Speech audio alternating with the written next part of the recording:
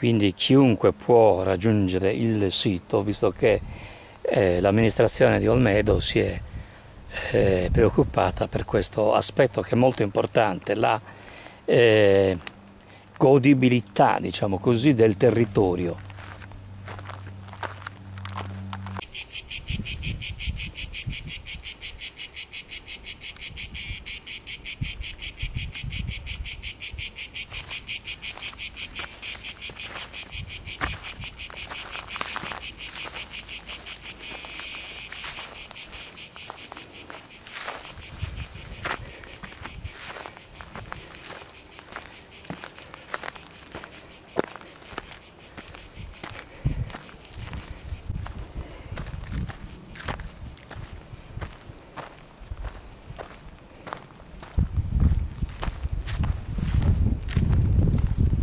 La muraglia megalittica comprende due passaggi, uno qui sulla nostra destra, che è quella pietra che vedete lì verticale, è lo stipite di un ingresso, l'altro dalla parte opposta, che vedremo successivamente. Oltre questa muraglia il villaggio, al di fuori della muraglia il luogo sacro.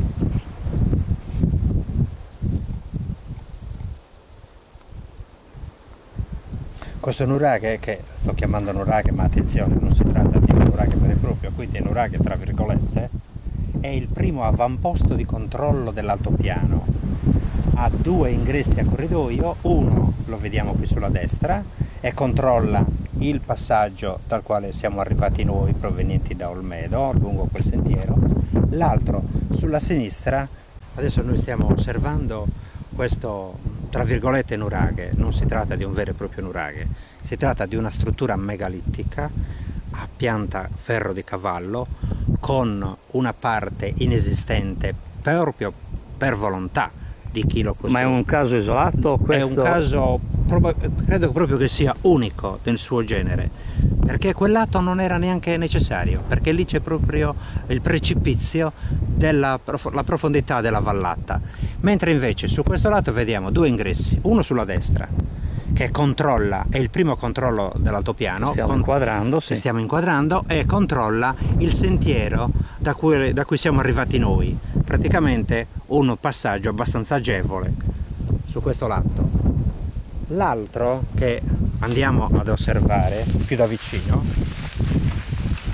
Allora, sinora del sito abbiamo detto tutta una serie di cose molto interessanti, solo che non abbiamo focalizzato l'aspetto temporale e storico del complesso nuragico.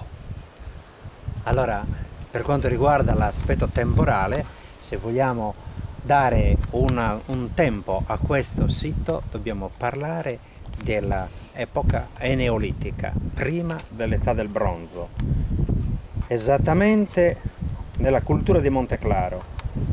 Quindi si parla del neolitico evoluto, del neolitico finale. Dopo la civiltà di Ozieri e di Abealzo. Si parla quindi di 2700 anni avanti Cristo, 2007-2002. Abealzo che troviamo anche dalle parti di Sassari, andando verso Osilo. Si chiama Abealzo proprio perché c'è la fontana, no? Sì, perché dà il nome a questa cultura proprio i vasi che sono stati rinvenuti nella località di Abealzo, sulla strada di Sassari-Osilo. Mentre Filigosa è vicino a Vacomero. Bravissimo, vicino... mentre la cultura di Filigosa deriva dalle forme che sono state rinvenute per la prima volta nelle domus di Filigosa nel sito vicino a Vacomero.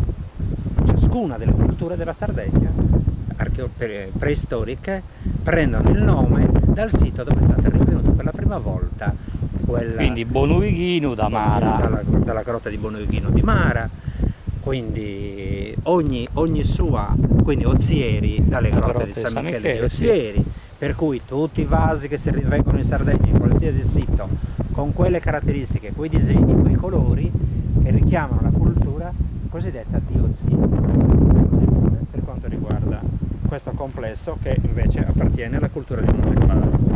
Monteclaro, da dove deriva? Monteclaro è una località vicino a Cagliari, esattamente quasi all'interno della città dove era il vecchio ospedale psichiatrico.